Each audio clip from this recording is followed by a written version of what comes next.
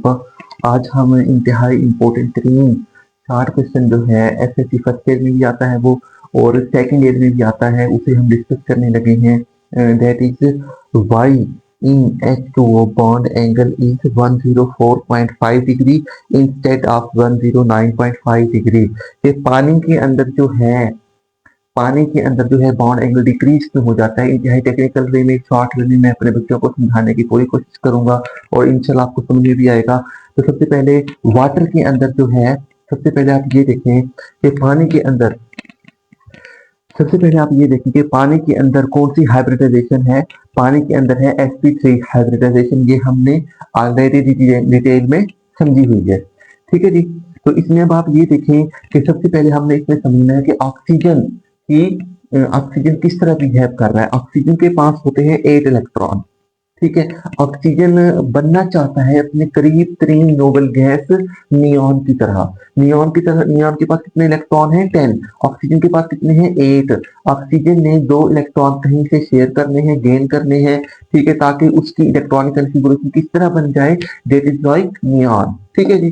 तो अब हम ये क्या करेगा ऑक्सीजन 2 हाइड्रोजन के साथ इंगेज करके क्या बनाता है? वाटर बनाता है। That is understood chemistry of oxygen, ठीक है जी। इस तरह हमने ये देखा था कि अमोनिया के अंदर नाइट्रोजन के पास 7 इलेक्ट्रॉन थे। नाइट्रोजन ने नियॉन की तरह बनने के लिए 3 हाइड्रोजन के साथ क्या किया था? कॉम्बिनेशन किया था। सिमिलरली हमने क्या किया था? मीथेन में हमने डिस्कस किया था, कार्बन के पास 6 इलेक्ट्रॉन थे, तो उसने अपने 10 लाइक नियॉन बनने के लिए 4 के साथ कोलैबोरेट किया था और मीथेन बनाई थी, सुई गैस बनाई थी, ठीक है जी। तो आइए समझते हैं। तो ऑक्सीजन की इलेक्ट्रॉनिक कॉन्फ़िगरेशन हमने लिखी 1s2 2s2 2p4, ठीक है जी। या हम इसको इस तरह लिख सकते हैं 8 इलेक्ट्रॉन पूरे 4 2 6 8, ठीक है जी। या हम इसी इलेक्ट्रॉनिक कॉन्फ़िगरेशन को हम इस तरह भी लिख सकते हैं। ये 1s2 है, इसको मैंने यहाँ पे लिखा, ये क्लॉकवाइज ये एंटी क्लॉकवाइज, ठीक है। 2s2 2px2 2py1 2pz1, ठीक है। अब आप यहाँ पे ये देखें कि यहाँ पे 8 इलेक्ट्रॉन पूरे हो चुके हैं, 2 4 6 7 8, और यहाँ पे भी ये इलेक्ट्रॉनिक कॉन्फ़िगरेशन लिखे या ये लिखे, एक ही बात है। फिर क्या होता है जी? फिर वही होता है जो मैंने आप लोगों को पहले बताया था कि एक S और 3 P, एक S और 3 P आपस में क्या होते हैं? ये मिक्सअप होते हैं, हाइब्रिड होते हैं। हम इन चारों ऑर्बिटल्स को, 4 ऑर्बिटल्स की क्या बनाते हैं? सब्जी बनाते हैं, और ये चारों ऑर्बिटल मिक्सअप होके क्या बनाते हैं? sp3 हाइब्रिड ऑर्बिटल्स बनाते हैं, like that sp3 2 sp3 2 sp3 1 sp3 1। ये क्या है? हाइब्रिडाइज्ड स्टेट है, ये मिक्स्ड स्टेट है जिसके अंदर चारों कैरेक्टर मौजूद है। ये मैंने आपको समझाया था कि जब एक S और 3 P ऑर्बिटल आपस में मिक्स होते हैं तो ये चारों मिलके ये बनाते हैं sp3 sp3 sp3। इसके अंदर S कैरेक्टर भी है, इसके अंदर S कैरेक्टर भी है, इसके अंदर px कैरेक्टर भी है, इसके अंदर py भी है, इसके अंदर pz भी है। सिमिलरली इसके अंदर s भी है, px भी है, py भी है, pz भी है, इसके अंदर भी s भी है, px भी है, py भी है, pz भी है। ये चारों इक्वल एनर्जी रखते हैं, इक्वल शेप रखते हैं, क्योंकि चारों के अंदर चारों का कैरेक्टर, चारों की खसूसियात मौजूद हैं। तो अब देखिए sp32 sp32 sp3 sp3, ये चारों क्या है? हाइब्रिड ऑर्बिटल है, मिक्स्ड ऑर्बिटल है, ठीक है जी। अब हम क्या करते हैं? ऑक्सीजन को सेंटर में लिख के यहाँ पे इसके साथ सबसे पहले हम क्या बनाते हैं? sp32, ये वाला sp32 sp32, फिर एक दूसरा sp3 sp32 sp32, ठीक है जी। फिर ये sp31। आप ये जहन में रखें कि जहां इलेक्ट्रॉन अनपेयर होगा वो पेयर अप होगा। ये ऑलरेडी पेयर अप है तो ये दोनों अनपेयर है। sp31, ये sp31, ये 1 कहां से है? ये दूसरा हाइड्रोजन आएगी, मैं बात समझाता हूँ। फिर ये देखिए sp31, ये sp31। अब ये दोनों अनपेयर थे तो दोनों को पेयर अप करने के लिए 2 हाइड्रोजन आए, ये 2 हाइड्रोजन आए, ये 2 हाइड्रोजन, यहां से ये 2 हाइड्रोजन, एक ये वाला और एक ये वाला। फिर हाइड्रोजन की अलग ही केमिस्ट्री है। हाइड्रोजन के अंदर क्या होता है, एक इलेक्ट्रॉन होता है, 1s1 इलेक्ट्रॉन कॉन्फ़िगरेशन। फिर हाइड्रोजन का क्या होता है, H क्या होता है, फेरिक रिंग शेप होता है, ये ऑलरेडी आपने पढ़ा हुआ है। ठीक है जी, तो एक हाइड्रोजन यहाँ पे आ जाता है, इसका एक और इस हाइड्रोजन का एक, ये दोनों क्या हो जाते हैं, पेयर अप, ये पेयर अप। ठीक है जी, फिर दूसरा हाइड्रोजन आता है, एक हाइड्रोजन यहाँ पे आ गया, दूसरा हाइड्रोजन यहाँ पे आ जाता है, और ये भी क्या हो जाता है, पेयर अप। एक इलेक्ट्रॉन इस हाइड्रोजन का, एक इलेक्ट्रॉन इसका, ये दोनों क्या हो जाते हैं, पेयर अप। ठीक है जी, अब हम आते हैं, हमारा जो शॉर्ट क्वेश्चन है, why in H2O bond angle is 104.5 degree instead of 109। अब आप यहाँ पे ये देखें कि इसका स्ट्रक्चर क्या है, इसका स्ट्रक्चर बनेगा टेट्राहेड्रल, ये टेट्राहेड्रल। मैंने आपको पहले बताया था कि जहां पे बॉन्ड पेयर होता है, ये बॉन्ड पेयर है, दो एटम के दरमियान बॉन्ड बन रहा है, ये सिमेट्रिकल कोना है, ये कोना क्या है, सिमेट्रिकल। ये भी बॉन्ड पेयर है, इन दो एटम ऑक्सीजन और हाइड्रोजन के दरमियान में बॉन्ड बन रहा है, तो ये भी क्या है, सिमेट्रिकल है। लेकिन यहाँ पे लोन पेयर है, तो ये कोना सिमेट्रिकल नहीं होगा, ये कोना सिमेट्रिकल नहीं होगा। अब इसका स्ट्रक्चर क्या है, टेट्राहेड्रल, दो कोने तो इंटेक्ट हैं, यहाँ पे कोई जरूरत नहीं है, that is point of understanding. ये दो कोने तो सिमेट्रिकल हैं, ये दो कोने सिमेट्रिकल नहीं है, ये दो कोने क्या है, पायरामिडल है, गुंबद नुमा है, मखरूती है। ठीक है जी, तो यहाँ पे due to presence of lone pair, due to presence of lone pair, ये दो कोने क्या हो जाएंगे, डिस्टर्ब हो जाएंगे, डिस्टॉर्टेड हो जाएंगे। ठीक है जी, फिर यहाँ पे रिपल्शन का होता है angle, loan pair repulsion maximum होती है, मैंने आर्डर लिखा है यहाँ पे, लोन पेयर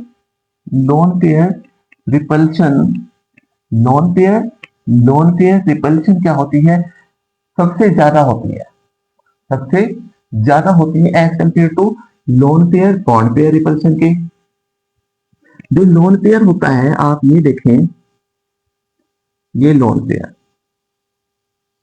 ये लोन पेयर, ये लोन पेयर, फिर लोन पेयर, फिर ये लोन पेयर, तो जो ये लोन पेयर, ये lone pair, lone pair, loan pair repulsion, repulsion का मतलब क्या होता है, दूर फेंकना, दूर फेंकना, एक दूसरे को रिपेल करना, क्या है, मैक्सिमम है।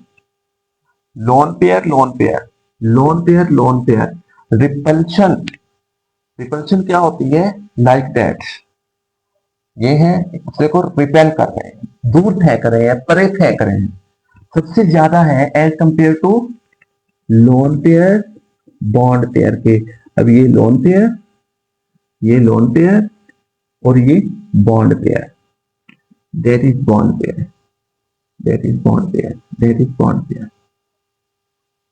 इनके दरमियान में लड़ाई मैक्सिमम है, और इनके दरमियान लड़ाई इनसे कम है। फिर सबसे कम रिपल्शन किसमें होती है, bond pair, that is bond pair, that is bond pair, that is bond pair. सबसे कम रिपल्शन किसमें होती है, बॉन्ड पेयर में होती है, दैट इज एंड। ठीक है जी, सबसे ज्यादा लड़ाई किसमें होगी, जो वेले इलेक्ट्रॉन पेयर हैं, जो कोई काम नहीं कर रहे, उनको कोई और काम है नहीं, उनका दिमाग खाली है, तो वो सिर्फ लड़ेंगे ही, तो उनकी लड़ाई में ज्यादा नुकसान होगा, मैक्सिमम रिपल्शन होगी, मैक्सिमम जो है डिस्ट्रक्शन होगी। और ठीक है जी, अब यहाँ पे एक लोन पेयर एक बॉन्ड पेयर, इनमें जरा कम लड़ाई होगी, क्यों, ये बॉन्ड पेयर जो अपने काम से काम रखने वाला है, सिमेट्रिकल है, इनके दरमियान जरा कम लड़ाई होगी। अगर इन दोनों के दरमियान रिपल्शन को हम देखेंगे, क्योंकि ये दोनों क्या है, दोनों जो है बॉन्ड पेयर है, दोनों काम से काम रखने वाले, मिनिमम होगी। अब पॉइंट ऑफ अंडरस्टैंडिंग क्या है, पॉइंट ऑफ अंडरस्टैंडिंग ये है कि अब आप ये देखें, ये दोनों जब रिपेल करेंगे, ठीक है, और ये भी आपस में क्या करेंगे, रिपेल करेंगे, यहां से ये दोनों जब ऐसे रिपेल करेंगे, तो ये जो बॉन्ड एंगल है, ये जो पहले 109.5 डिग्री का था, इनकी रिपल्शन के चक्कर में जब ये पुश करेंगे ऐसे, तो ये जो बॉन्ड एंगल है, ये वाला बॉन्ड एंगल जो 109.5 डिग्री का था, ये क्या हो जाएगा, कंट्रैक्ट हो जाएगा। कितना कंट्रैक्ट हो जाएगा, ये कंट्रैक्ट हो जाएगा 109.5 डिग्री से कंट्रैक्ट हो जाएगा कितना, 104.5 डिग्री। तो इसका आंसर क्या है जी, y in H2O bond angle is 104.5 degree instead of 109.5 degree. तो आपने ये कहना है कि in water there are two lone pairs, as we know in रैपर थ्योरी या रिपल्शन का ऑर्डर है, lone pair repulsion is greater than, lone pair repulsion is greater than lone pair bond pair repulsion, and bond pair and lone pair bond pair repulsion is greater than bond pair. तो इसीलिए due to lone pair repulsion क्या हो जाता है, इसके ऊपर असर पड़ता है, और ये जो बॉन्ड एंगल है ये क्या हो जाता है, श्रिंक हो जाता है, कंट्रैक्ट हो जाता है from 109.5 degree to 109.5 degree to 104.5 degree. ठीक है जी, यहां तक हमारा 80% जो है ये क्लियर हो चुका है। उम्मीद है आपको समझ में आ गई होगी। अब एंड में इंटीग्रेशन अक्सर बार भी आती है, which of the following molecule is have we shape structure. तो पानी जो है क्या रखता है, वी शेप स्ट्रक्चर रखता है, ऐसे। ये देखिए, ये उल्टा वी बन रहा है, ये देखिए। आप इसको ऐसे समझ सकते हैं, इसको आप ऐसे समझ सकते हैं, दैट इज वाटर। ठीक है जी। अब ये जो है, अब यहां पे देखें आप, ये ठीक है जी, that is V shape structure. सवाल ये पैदा होता है कि वी शेप क्यों कहते हैं, हालांकि यहाँ पे लोन पेयर भी मौजूद है। तो अगर आप यहाँ पे ये देखें, इंतहाई में बेसिक कंसेप्ट आपको बताऊं, जब हम किसी हड्डी का एक्सरे करते हैं, सपोज हमारा बाजू फ्रैक्चर हो गया है, तो हम इसका एक्सरे कराएंगे, तो एक्सरे में ये जो ऊपर मीट है इसका एक्सरे नहीं आता, क्योंकि यहाँ पे जो मैस है वो ज्यादा कंसेंट्रेटेड नहीं होता, ज्यादा गाढ़ा नहीं होता, क्योंकि जो हड्डी का है उसका स्केच आता है, क्योंकि हड्डी बहुत ज्यादा डेंस होती है, बहुत ज्यादा कंसेंट्रेटेड होती है। सिमिलरली हमेशा जब आप देखते हैं ज्यादा डेंसिटी ऑफ इलेक्ट्रॉन कहाँ पे होती है, जहाँ पे सिमेट्रिकल, जहाँ पे बॉन्ड बना हुआ होता है। ठीक है, तो वो उस ज्योमेट्री को हम ज्यादा कंसीडर करते हैं जहां पे बॉन्ड बना हुआ होता है।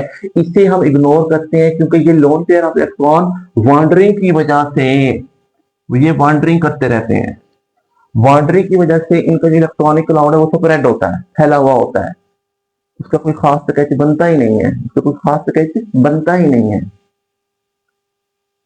That is point of understanding and point of turning point है। ठीक है जी, तो इनका कुछ स्ट्रक्चर बनता ही नहीं है। हमारे लिए मैटर करता है वो स्ट्रक्चर जिसके अंदर बॉन्ड लाई करते हैं। तो बॉन्ड किस में लाई करते हैं, that is V shape structure. अगर इसी पानी को, ये भी सही है, इसी पानी के मॉलिक्यूल को मैं ऐसे बना देता हूं, तो अब क्या बनेगा, that is also we shape structure, that is also, अब ये क्या बन गया, वी शेप, ये देखें, that is V shape structure.